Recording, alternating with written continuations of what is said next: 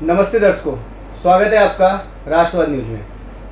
दर्शकों, आज मेरे साथ उपस्थित है भारतीय जनता पार्टी के प्रदेश प्रवक्ता, महाराष्ट्र प्रदेश प्रवक्ता शैलेश पांडे। नमस्ते शैलेश जी। नमस्ते। स्वागत है आपका राष्ट्रवाद न्यूज में। बहुत बहुत धन्यवाद आपका, thank you very much. Shailesh ji, अभी जो चुनाव का माहौल चल रहा है उसमें मुझे पहले ये जानना था कि राहुल गांधी ने अभी हाल ही में कही कि बीजेपी और नरेंद्र मोदी ये 400 पार का जो सीट चाहते हैं, इसके पीछे बड़ा रीज़न ये है कि ये संविधान ख़त्म करना चाहते हैं। तो इसको लेके आपकी क्या प्रतिक्रिया है? बीजेपी सच में ऐसा कुछ करना चाहती है? जी बिल्कुल नहीं। देखिए, राहुल गांधी को इस देश का कोई भी नागरिक जिम्मेवारी से लेता नहीं है, उनको गंभीरता से लेता नहीं है। और राहुल गांधी आए दिन अनाप शनाप कुछ भी बोलते रहते हैं।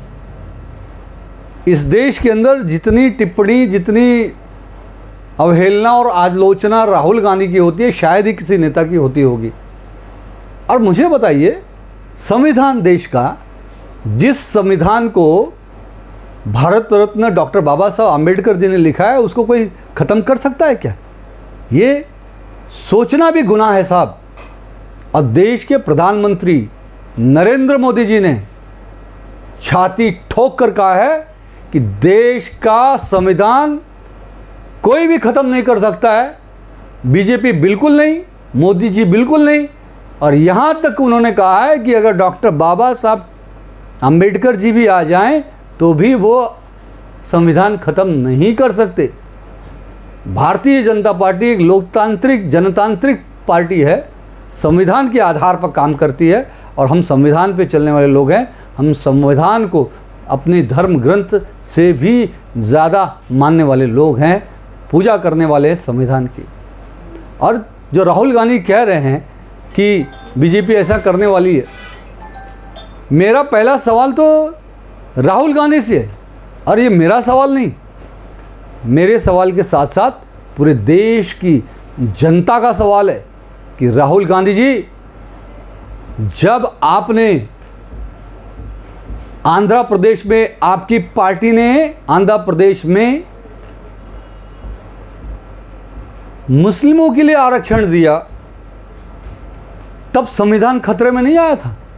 क्योंकि देश के संविधान के अनुसार धर्म के आधार पर किसी भी वर्ग, समाज को आरक्षण नहीं दिया जा सकता।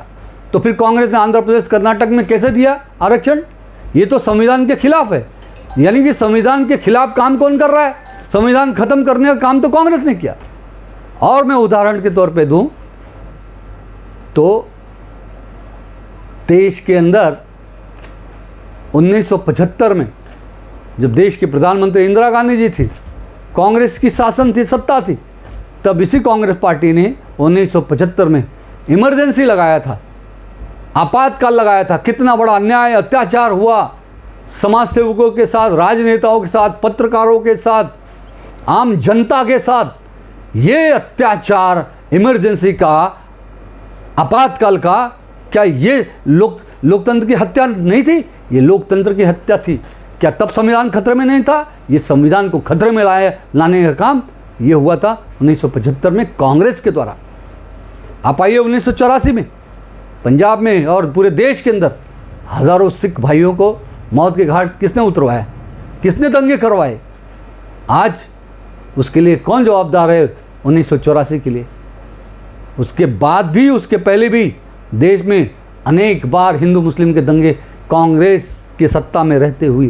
तो ये सारी चीज़ें 1990 में कश्मीर के अंदर कश्मीरी पंडितों को उनके घर से बाहर कर दिया गया, उनके बहन बेटियों पर अत्याचार किया गया, उनको कश्मीर छोड़ के दर दर की ठोकरें खानी पड़ी।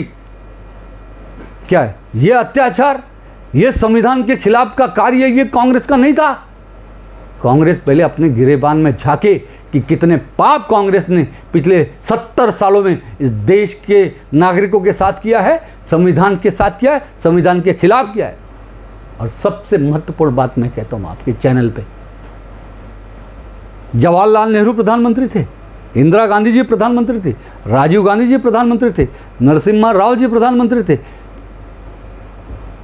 फिर उसके बाद मनमोहन सिंह जी प्रधानमंत्री थे, ये सारे कांग्रेस पार्टी के जितने भी प्रधानमंत्री थे और कांग्रेस शासित जब सत्ता थी और कांग्रेस समर्थित जब सत्ता थी, कुल 110 बार संविधान में संशोधन किया गया, संविधान में अमेंडमेंट किया गया। तो ये 111-10 बार जो अमेंडमेंट किया गया, संविधान में बदलाव किए गए, संशोधन किया गया, तो ये संविधान के खिलाफ कांग्रेस का कार्य है कि नहीं है? ये कांग्रेस का काम संविधान के खिलाफ था।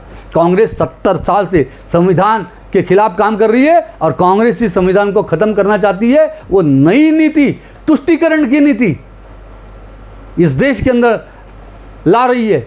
देश के अंदर अलग अलग नीतियां लाकर देश के संविधान को कांग्रेस खत्म करना चाहती है। उनके कृत्यों से ये सिद्ध हो चुका है, हमें बोलने की भी आवश्यकता नहीं है। देश की जनता बहुत जागरूक है और कांग्रेस के इस कुकर्म को देश की जनता अच्छी तरह से समझ रही है।